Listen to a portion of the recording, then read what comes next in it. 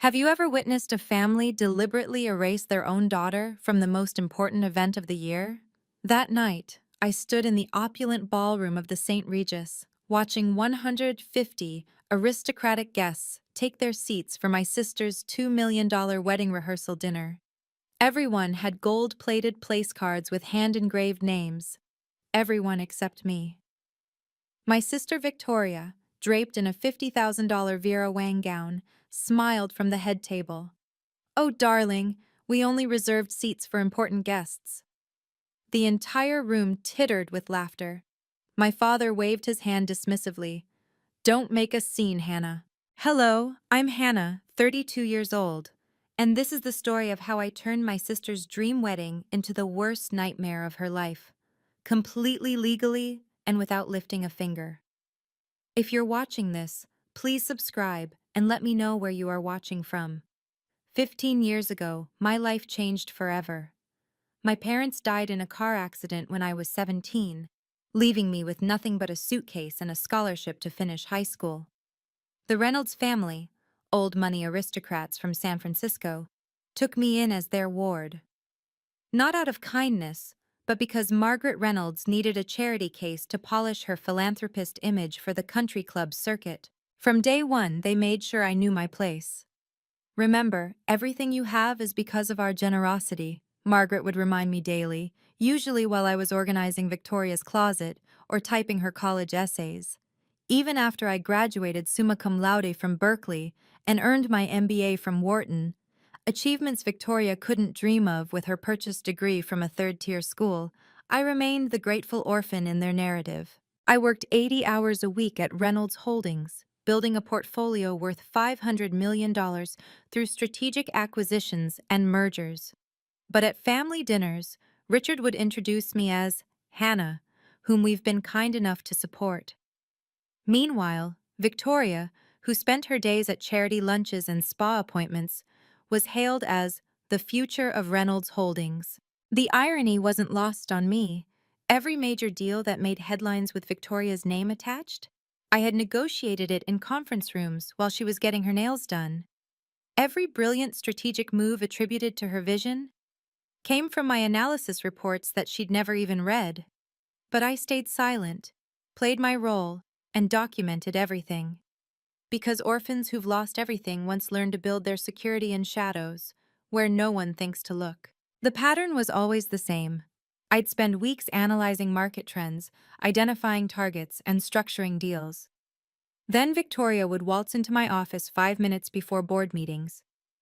"Sister dear, just email me your presentation. I'll handle the delivery. You know how you freeze up in front of important people." She'd say it with such false concern that anyone listening would think she was doing me a favor. 3 major acquisitions defined Reynolds Holdings' explosive growth: the Bayside Medical Group merger, the Pacific Tech Innovation deal, and the Horizon Pharmaceutical acquisition. Combined value, $300 million. My email records showed every detail. My negotiations with CEOs at 2 a.m., my financial models that predicted returns within 0.3% accuracy, my relationship building that got us exclusive first looks. Victoria's contribution? Forwarding my work to the board with her signature and adding, "Please find attached my analysis and recommendations." The Bayside deal alone should have earned me a partnership. I'd identified an undervalued medical group, structured a complex equity swap that avoided dilution, and personally convinced their skeptical founder to trust Reynolds Holdings. The morning after we closed, the San Francisco Business Journal ran a front-page story. Victoria Reynolds, the 28-year-old genius behind Reynolds Holdings' medical empire. Richard kept the framed article in his office. "Victoria has such natural business instincts," he'd tell visitors, while I stood in the corner taking notes like a secretary. "We're grooming her to take over everything." The truth was eating me alive. But what could I do? Challenge the people who housed and fed me? Risk losing the only family, however toxic, I had left? So I swallowed my pride and kept building their empire, one stolen achievement at a time. The question wasn't if I'd reach my breaking point, but when. 3 days before the rehearsal dinner, everything shifted. Marcus Kim, CEO of Apex Ventures and one of Silicon Valley's most respected power brokers, called me directly. Not through Reynolds Holdings, but on my personal cell. Hannah, I've watched you for 5 years. That Bayside deal? I know who really structured it. My forensic accountants traced the digital footprints. His voice was calm but urgent. I'm offering you managing partner at Apex.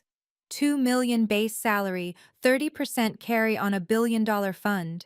You'll run your own portfolio, your own team, your own destiny. The number made my hands shake. It was 10 times what Reynolds Holdings paid me. But Marcus wasn't finished. There's a deadline. I need your answer 72 hours after Victoria's wedding. And Hannah, you need to exit Reynolds Holdings cleanly. No lawsuits, no drama, no bridges burned. My LPs won't touch controversy. That same afternoon, I overheard Victoria on a conference call from the room next door. She didn't know the walls were thin. Once the MedTech Innovation acquisition closes, I'm restructuring everything. First order of business, getting rid of dead weight. Hannah's been useful, but I can't have my foster sister hanging around when I'm CEO. Bad optics. MedTech Innovation, the $50 million medical startup I'd been researching for months. My proprietary analysis had identified it as undervalued by 70%. Victoria had been using my research, my financial models, my insider knowledge to position herself as the dealmaker. The acquisition would close the morning of her wedding, cementing her reputation as a business prodigy. I pulled up the contract she'd signed 48 hours earlier. Buried in Section 47, subsection 3, was something called Option 7. My pulse quickened as I read the fine print. Victoria had just made a $50 million mistake. The next morning, I arrived early to gather files from my office.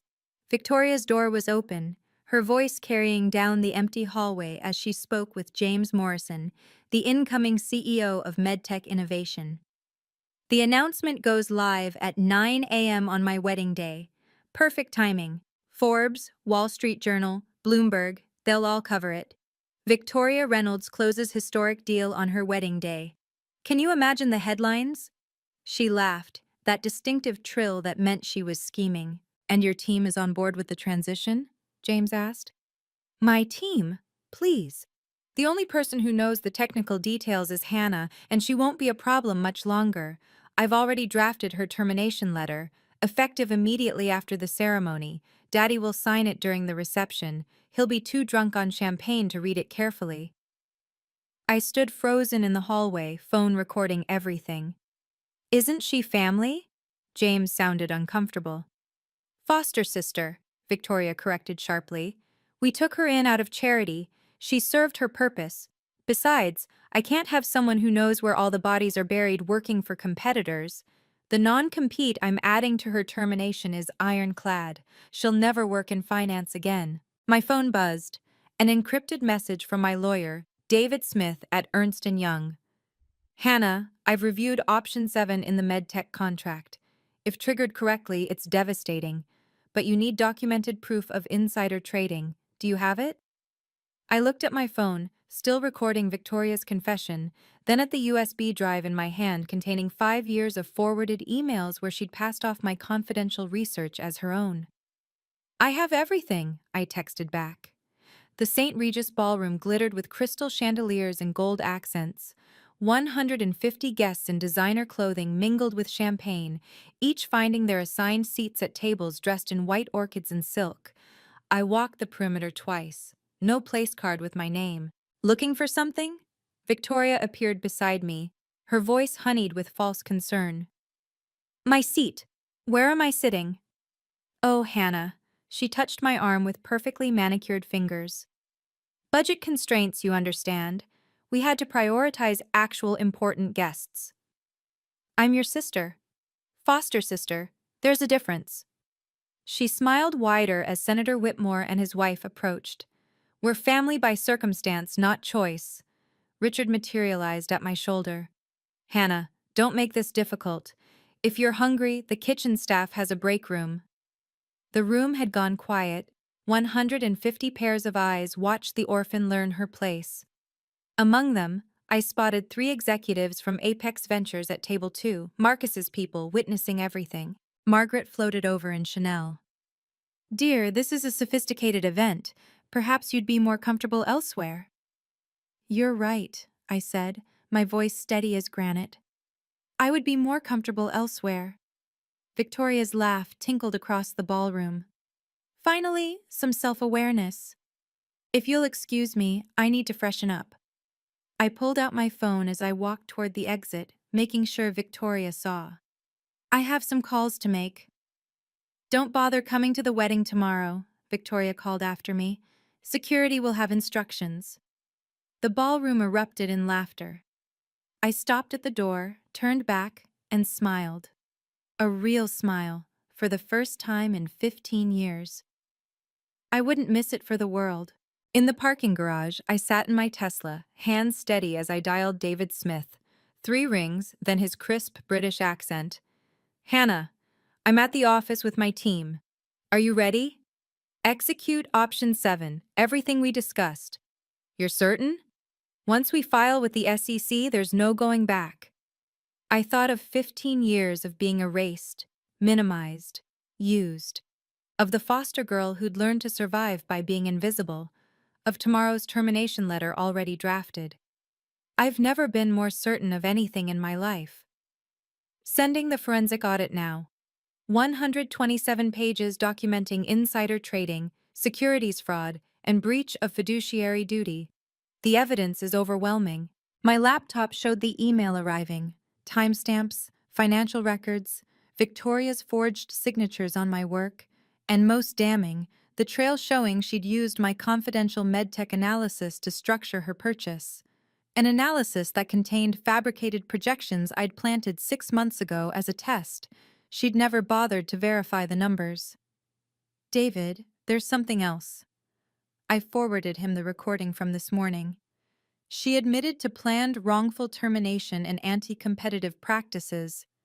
Brilliant. The FBI will be very interested.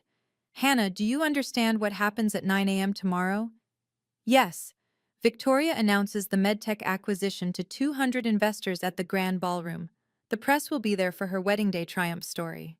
And that's when we reveal you own 51% of medtech through offshore holdings.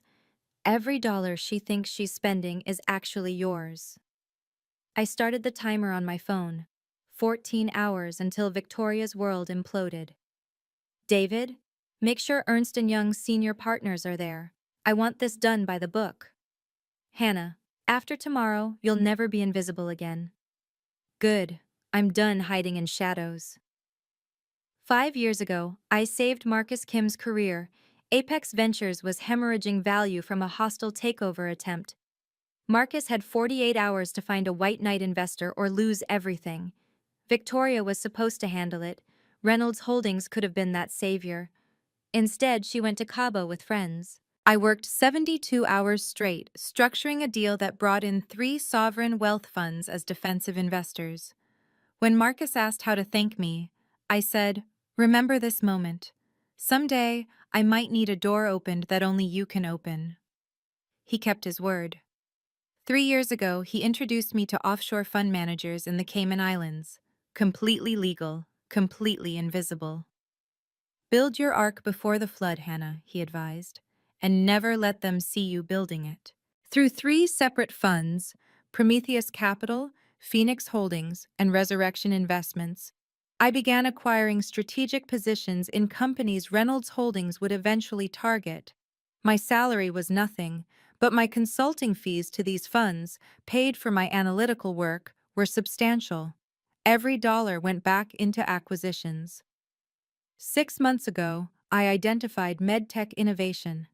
The founder, Dr. Sarah Mitchell, was brilliant but desperate for capital.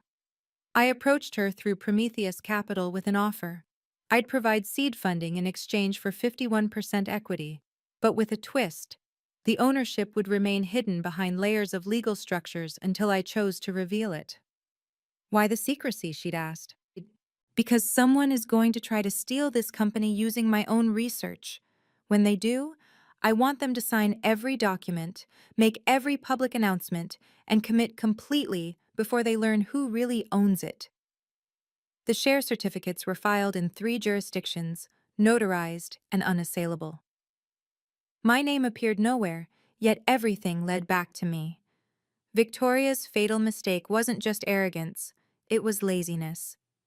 The medtech innovation contract she'd signed was 200 pages of dense legal text. She'd skimmed it, signed it, and celebrated with champagne, never reading Section 47, Subsection 3, Option 7. The clause was elegant in its simplicity.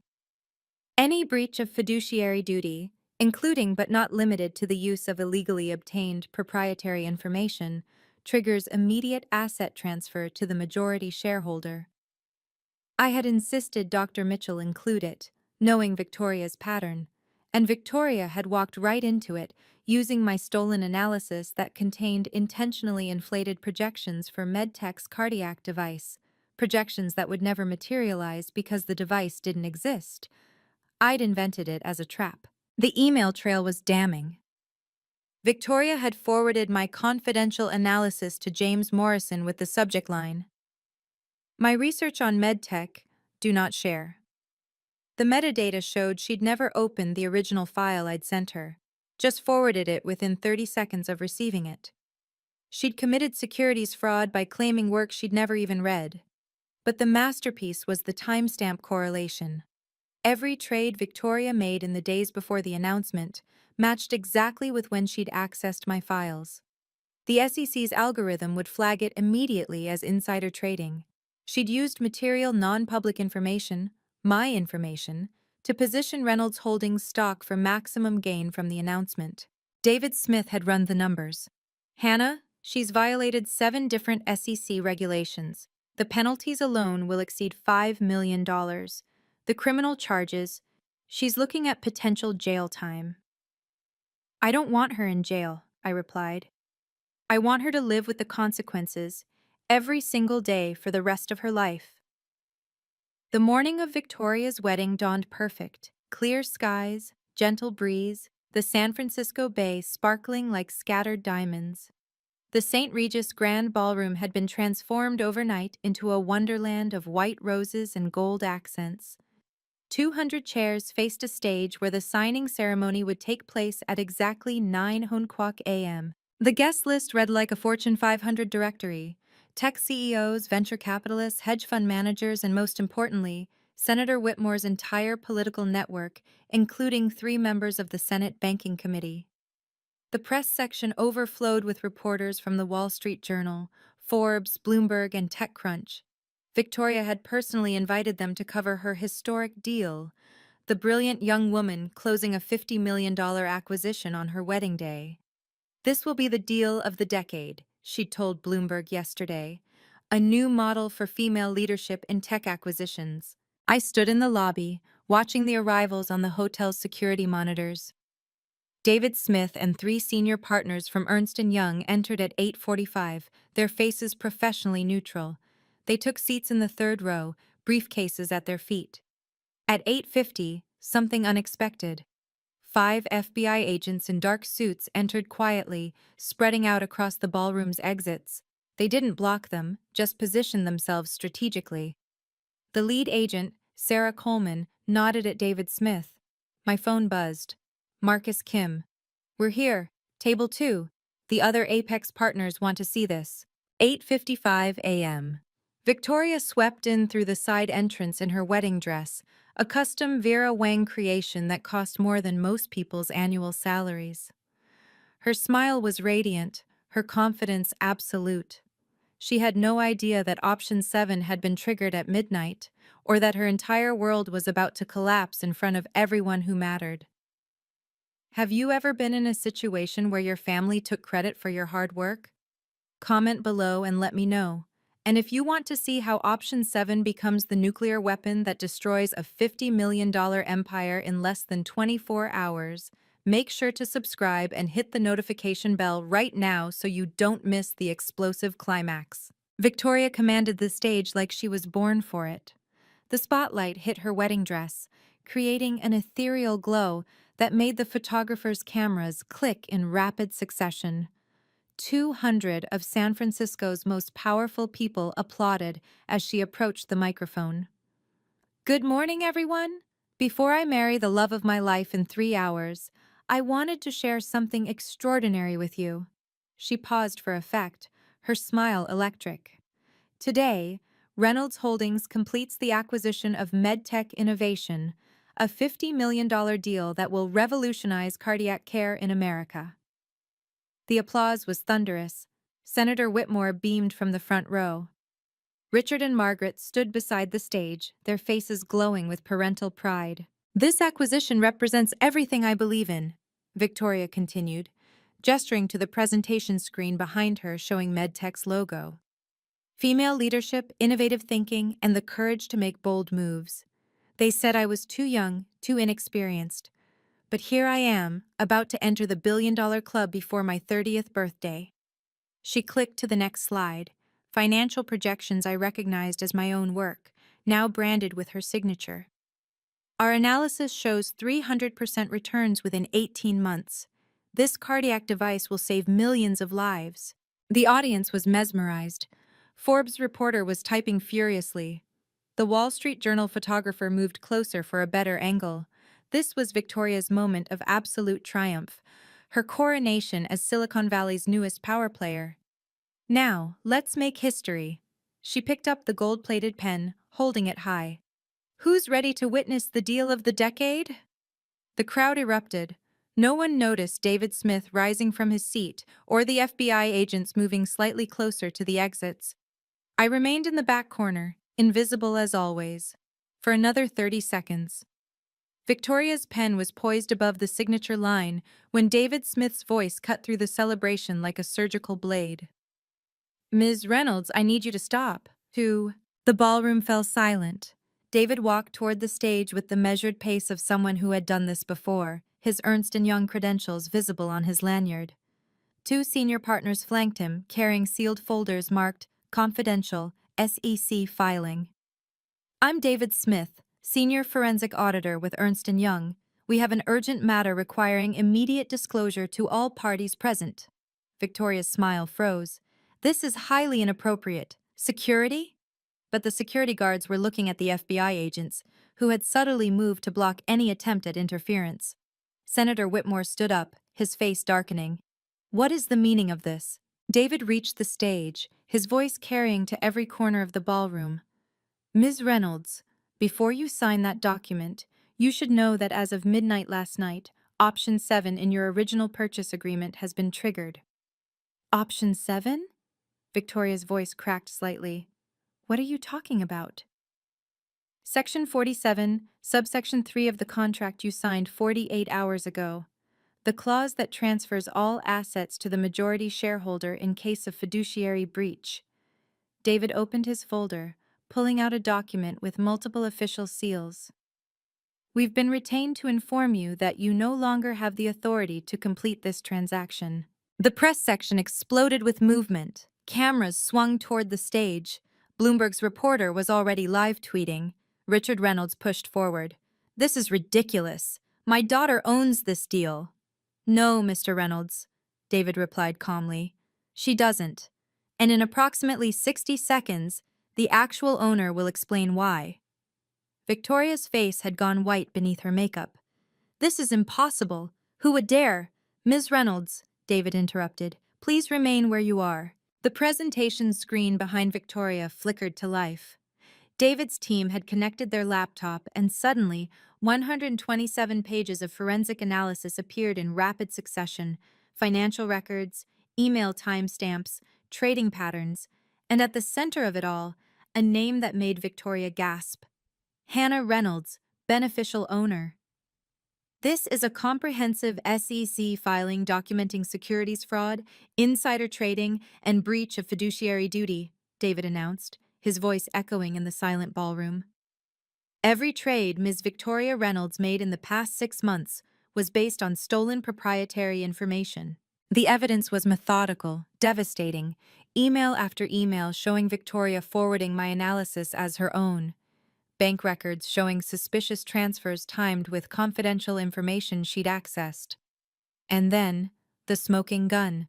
her recorded confession from 3 days ago, her voice filling the ballroom. Hannah's been useful, but I can't have my foster sister hanging around when I'm CEO. Senator Whitmore was on his feet. This is entrapment. It's illegal. No, Senator. FBI agent Coleman stepped forward, badge visible. Everything here was obtained legally. We've been investigating Ms. Reynolds for 3 months based on SEC whistleblower complaints. This event just accelerated our timeline. The screen changed again. 3 offshore companies appeared: Prometheus Capital, Phoenix Holdings, Resurrection Investments. Arrows connected them to a single point. Beneficial owner, Hannah Reynolds, 51% of MedTech Innovation. Victoria stumbled backward. That's impossible. Hannah is nobody. She's just...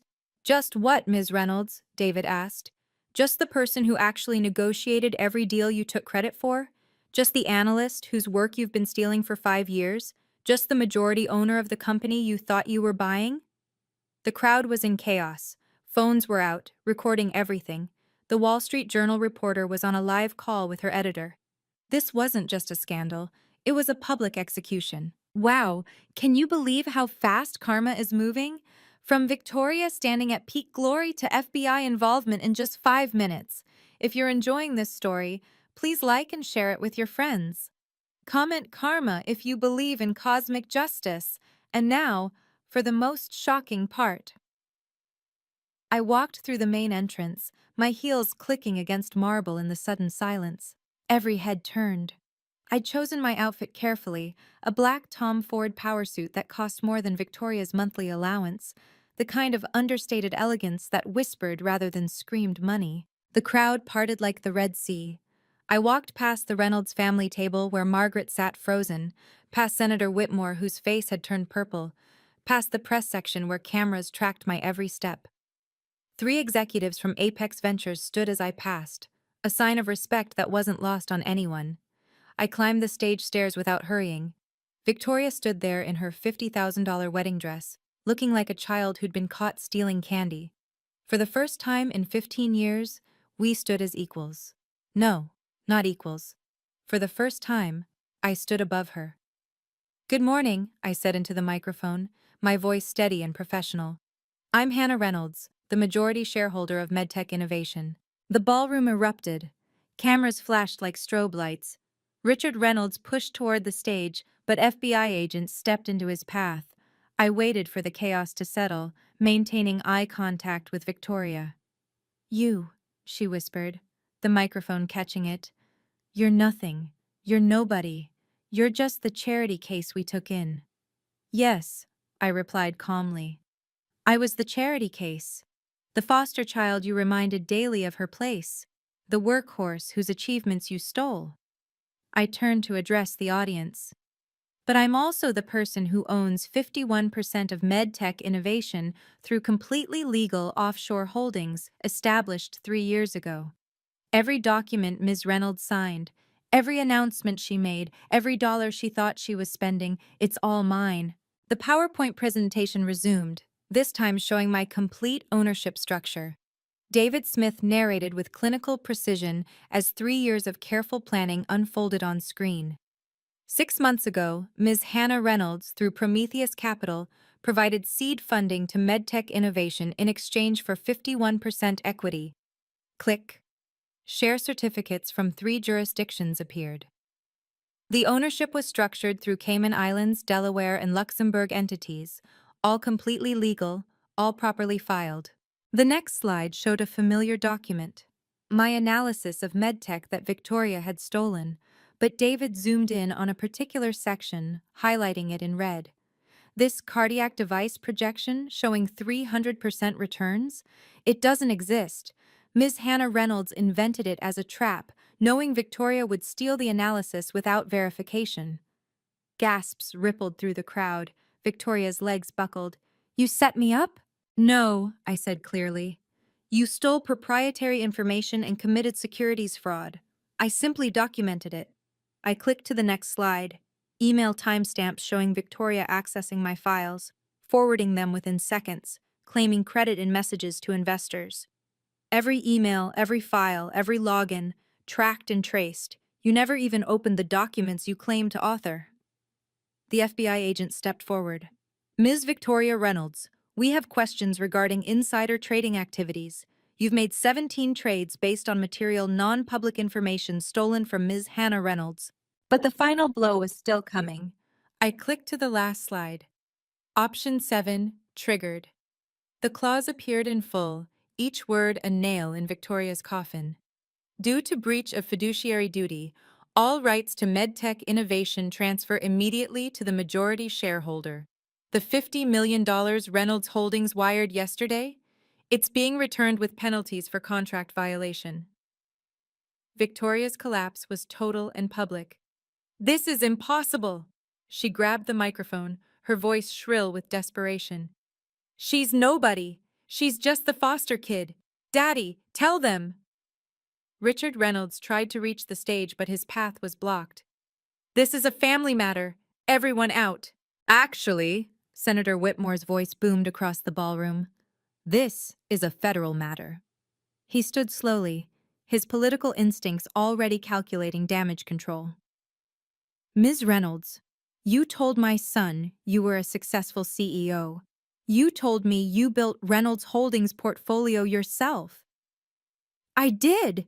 These are all lies! Victoria spun toward me, her wedding dress tangling around her legs. You planned this! You ungrateful— Ms. Reynolds, FBI agent Coleman interrupted, stepping onto the stage. We need to see your phone and laptop immediately. The senator's son, Thomas Whitmore, Jr., stood from his groomsmen table. His voice carried across the silent room. The wedding is off. He looked at Victoria with undisguised disgust. My family doesn't associate with criminals. Thomas, please! Victoria reached for him, but he stepped back. This is just a misunderstanding. A misunderstanding? Thomas laughed bitterly. You committed federal crimes. You've been lying to everyone, including me. He turned to his father. We're leaving. The press was having a field day. Ms. Reynolds, how do you respond to allegations of securities fraud? Shouted the Forbes reporter. Is it true you've been stealing credit for 5 years? Victoria looked around wildly, searching for allies. Her bridesmaids had backed away. Her parents stood frozen. 200 of San Francisco's most powerful people watched her designer facade crumble in real time. She was radioactive now, and everyone knew it. Hannah, she whispered into the microphone, tears streaming down her face, ruining her $3,000 makeup. Please. The legal machinery moved with stunning efficiency. 2 SEC enforcement agents approached the stage with official documents. Victoria Reynolds, you're being served with a cease and desist order. All your financial accounts are frozen pending investigation. David Smith pulled up his tablet, reading from an official notice. As of 9:47 a.m. Pacific Standard Time, the Securities and Exchange Commission has initiated formal proceedings against Victoria Reynolds for violations of Section 10B of the Securities Exchange Act and Rule 10b-5. Richard Reynolds finally pushed through to the stage, his face purple with rage. This is corporate assassination. I'll sue everyone in this room. Mr. Reynolds, Agent Coleman said calmly, Reynolds Holdings stock has been suspended from trading on the NYSE. The company has lost 40% of its value in the past 15 minutes. Margaret Reynolds fainted. 2 guests caught her before she hit the floor. The press photographers didn't miss a shot. I pulled out my phone, showing a trading screen to the audience. I shorted Reynolds Holdings stock at 9 o'clock a.m. this morning. Completely legal when you're not using insider information. Just publicly available evidence of fraud. The profit counter showed $12 million and climbing. These funds will be donated to foster care organizations across California. You destroyed us, Richard screamed. After everything we did for you. No, I replied evenly. Victoria destroyed you when she chose to steal, lie, and commit fraud. I simply exposed the truth. The Wall Street Journal reporter raised her hand. Ms. Hannah Reynolds, what happens to MedTech innovation now? The company continues under my leadership. Dr. Mitchell and I have real innovations to bring to market, legitimate ones that will actually save lives.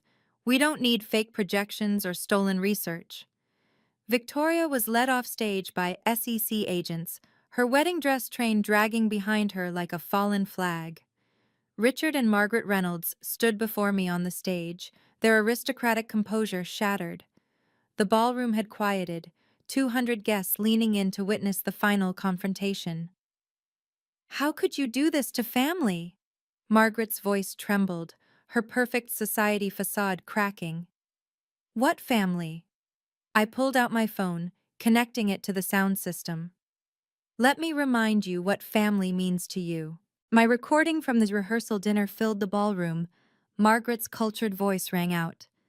"Dear, this is a sophisticated event. Perhaps you'd be more comfortable elsewhere." Then Richard. "Hannah, don't make this difficult. If you're hungry, the kitchen staff has a break room." The crowd murmured. Several society matrons who knew Margaret looked appalled. The recording continued with Victoria's voice. "We're family by circumstance, not choice." "You taught me everything I know about family," I said, disconnecting the phone. "You taught me that family is transactional, that love has conditions, that worth is measured by bank accounts and bloodlines." I looked at them steadily. "So I learned to play by your rules, and I won." "We raised you," Richard sputtered. "Fed you, educated you. You used me. For 15 years, I was your unpaid servant, your tax write-off, your charity case to parade at galas." I gestured to the screen still showing MedTech's ownership structure. "But while you were teaching Victoria to take credit for my work, I was learning from the best. You showed me that in your world, only power matters. So I acquired it." Margaret found her voice. "We can work this out. You're still family—" "No." The word cut through her plea. "I was never family to you. And now, I never will be." "There's one more thing." I clicked to a new slide on the presentation screen. The Reynolds Holdings ownership structure appeared with a new name highlighted in gold. Hannah Reynolds, 30% shareholder. The ballroom exploded. Richard staggered backward. "That's impossible. Our shares aren't publicly traded. They became available 90 seconds ago when the stock crashed 40%. I showed the Bloomberg terminal on my phone. Distressed asset funds controlled by Apex Ventures purchased every share that panicked board members dumped. Those shares were immediately transferred to me as part of my signing bonus." Marcus Kim stood from table 2, his voice carrying across the room. "As of this moment, Hannah Reynolds is the largest individual shareholder of Reynolds Holdings." "The board?" Richard gasped. "The board has already been notified," I continued. "An emergency shareholder meeting has been called for Monday morning. The agenda has one item: your removal as CEO."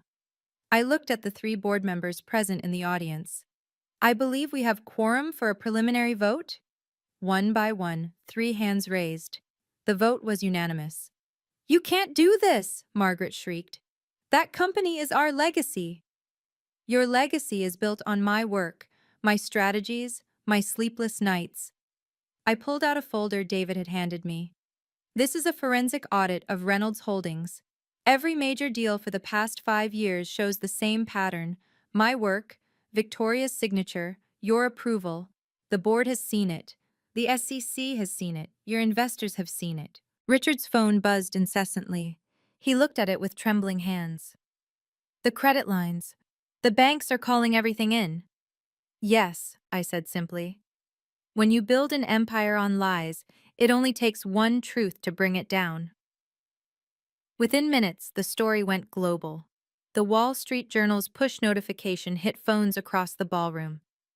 "Breaking. Foster daughter exposes billion-dollar fraud, takes control of Reynolds Holdings." Forbes followed immediately. "The most epic corporate revenge story of 2025. How Hannah Reynolds destroyed her adoptive family's empire in 24 hours." Bloomberg's headline was more clinical but equally damaging. "Reynolds Holdings loses $200 billion market cap after SEC fraud investigation. Founder's daughter arrested at own wedding." I stood on stage watching the metrics roll in on my phone. Victoria's name was trending #1 on Twitter with #FraudBride. Someone had already created a Wikipedia page. MedTech Innovation Scandal. My LinkedIn exploded. 50,000 new followers in 20 minutes, 10 CEO connection requests, and messages from every major venture fund in Silicon Valley. The reporters pressed forward. Ms. Reynolds, what made you decide to act now? They gave me no choice, I replied simply. Last night, they literally told me I wasn't important enough for a seat at the table. This morning, Victoria was going to fire me and destroy my career with an illegal non-compete. When someone shows you who they are, believe them.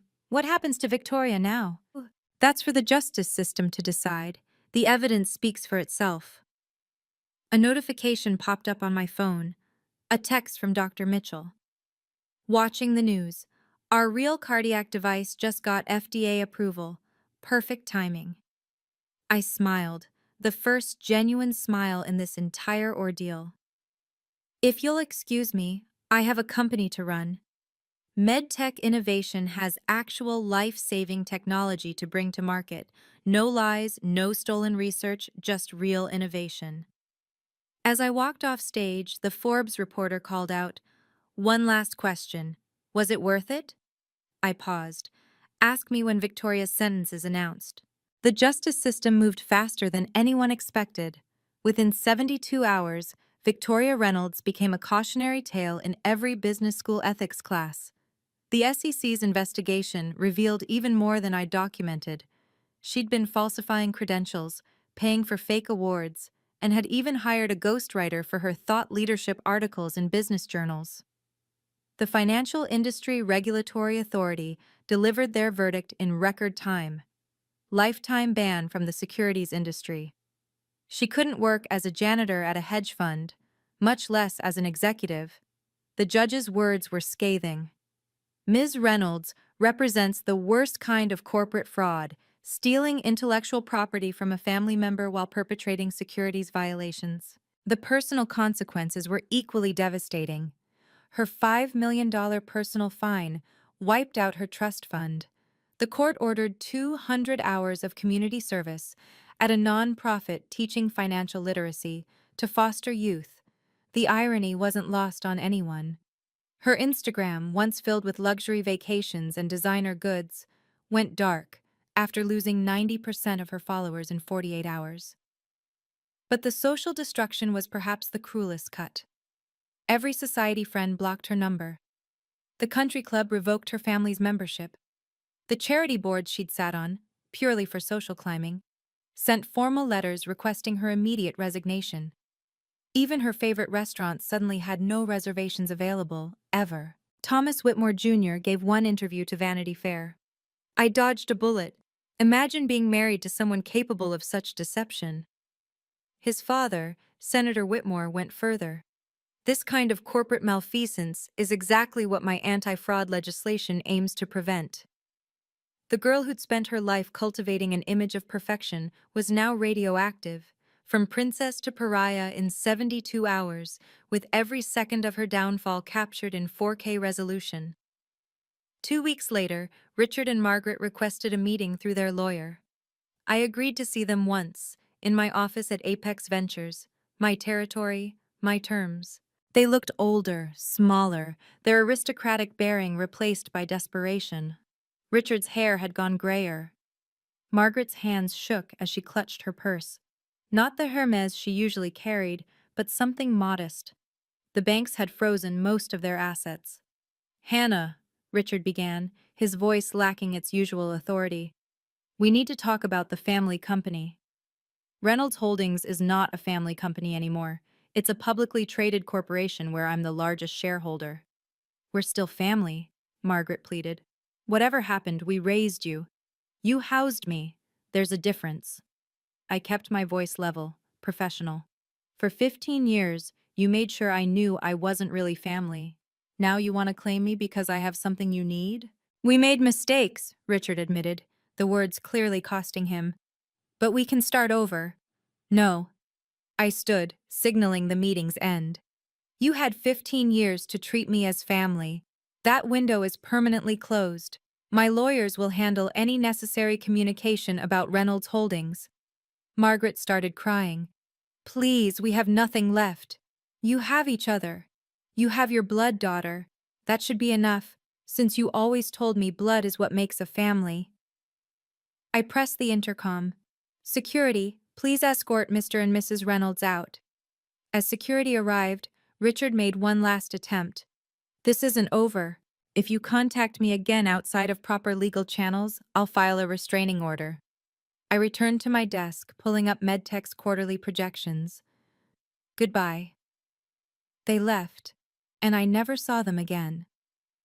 6 months later, I stood at the podium of the Moscone Center, addressing a crowd of 2,000 at TechCrunch Disrupt. As managing partner of Apex Ventures, I was announcing our newest initiative, a $100 million fund exclusively for female founders who'd been overlooked by traditional VCs. The Phoenix Fund, I said, the name drawing applause, will invest in women who've been told they're not important enough, not connected enough, not enough period. Because I know what it's like to be underestimated. Marcus Kim watched from the front row, proud of his protege. In 6 months, I'd grown Apex's portfolio from $1 billion to $2 billion through strategic acquisitions and my network of previously invisible talent, the assistants, analysts, and associates who actually did the work while others took credit. MedTech Innovation, renamed Phoenix Innovations, had just closed a Series B at a $5 billion valuation. Dr. Mitchell's real cardiac device was saving lives across 3 continents. We'd donated the technology to Doctors Without Borders, ensuring it reached beyond just wealthy patients. But my proudest moment came when I announced a $10 million donation to Foster Success, a nonprofit supporting aged-out foster youth with education and career placement. Every foster kid deserves a chance to build their own empire, I told the crowd. The Wall Street Journal ran a profile titled, The Phoenix Files, How Hannah Reynolds Rose from Foster Care to Forbes 30, Under 30. They'd wanted to focus on the revenge story, but I redirected them. Success is the best revenge, but boundaries are the best protection. I'm not defined by what they did to me, but by what I chose to build despite them. My phone buzzed with congratulations from CEOs, founders, and investors worldwide. Not one message from the Reynolds family, exactly as it should be. 1 year to the day after the wedding disaster, Phoenix Innovations went public.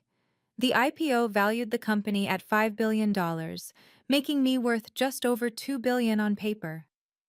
I rang the opening bell at the New York Stock Exchange, wearing the same black Tom Ford suit I'd worn when I took the stage at Victoria's wedding.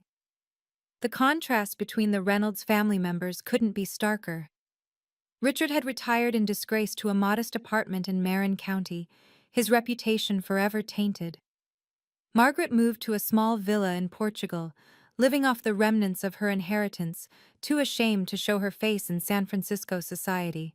Victoria worked at a department store in Sacramento, the only job she could get with her criminal record and lifetime ban from finance. Someone had photographed her folding clothes in the stockroom, and the image went viral with the caption, "From Vera Wang to Walmart." I felt no satisfaction seeing it, just a sense of completion. The St. Regis called that week. They wanted to know if I'd be interested in purchasing their grand ballroom as a private event space. The same room where I'd been denied a seat was now being offered to me exclusively. I bought it and renamed it the Phoenix Room. The first event held there was a gala for foster success, raising $15 million for aged-out foster youth. I made sure every attendee had a hand-engraved place card at their seat. Everyone was important enough. During my speech that night, I said, "This room once represented everything I couldn't have. Now it represents everything I've built.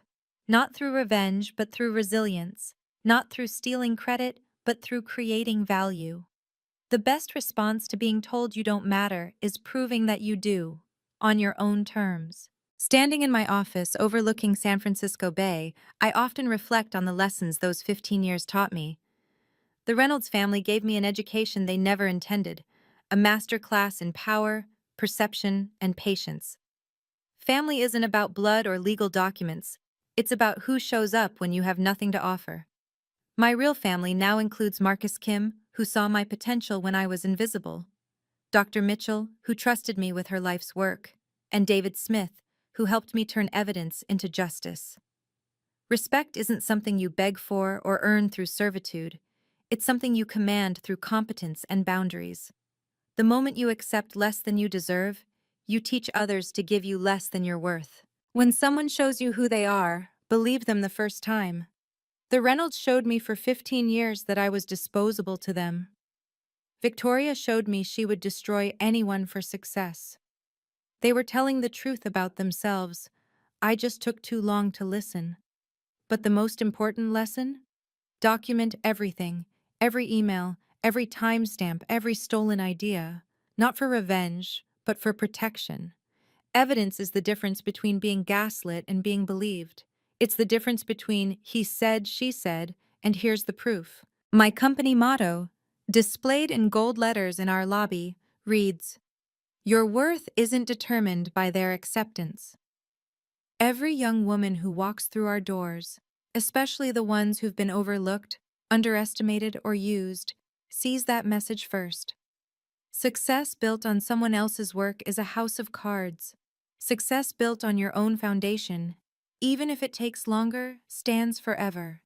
The Reynolds empire fell in 24 hours. Phoenix innovations will outlive us all. 2 years after the wedding, I was sitting in my favorite coffee shop in Palo Alto, reviewing acquisition proposals on my laptop. The bell chimed, and I looked up to see Victoria standing in the doorway. She looked different. Designer clothes replaced by off-the-rack business casual, her face showing the wear of 2 years of actual struggle. She approached my table hesitantly. "Hannah, please. 5 minutes." I nodded to the chair across from me, more curious than anything. She sat down, her hands trembling slightly as she placed them on the table. "I'm sorry," she began, and for the first time in our lives, it sounded genuine. "I was horrible to you. I stole from you. I tried to destroy you. There's no excuse." I waited, saying nothing. "I've been going to therapy," she continued, "learning about narcissistic family systems, golden child syndrome. I was raised to believe I deserved everything without earning it. You were raised to believe you deserved nothing despite earning everything." She met my eyes. We were both victims of our parents' dysfunction, just in different ways. "That's probably true," I acknowledged, "but you made choices, adult choices, cruel choices." "I know. I'm not asking for forgiveness. I just wanted you to know that I understand now what I did, and that you didn't destroy our family, I did. You just stopped enabling us." I closed my laptop, giving her my full attention. "I appreciate you saying that. And I do forgive you, Victoria. For my own peace, not for your absolution." She stood to leave, then paused. "Could we ever—" "No," I said firmly, but not unkindly. "Forgiveness doesn't mean access. I wish you well, but we're done." She nodded, understanding finally what boundaries really meant, and left. The coffee shop, I should mention, was part of a chain I'd recently acquired. And that's how I transformed from a discarded foster daughter into a CEO of a $5 billion company. This story is 100% true, with names changed for legal protection. If you're facing toxic family abuse, remember, document everything, build your power in silence, and strike when they least expect it. Like this video, subscribe to my channel, and comment Phoenix if you're ready to rise from your own ashes.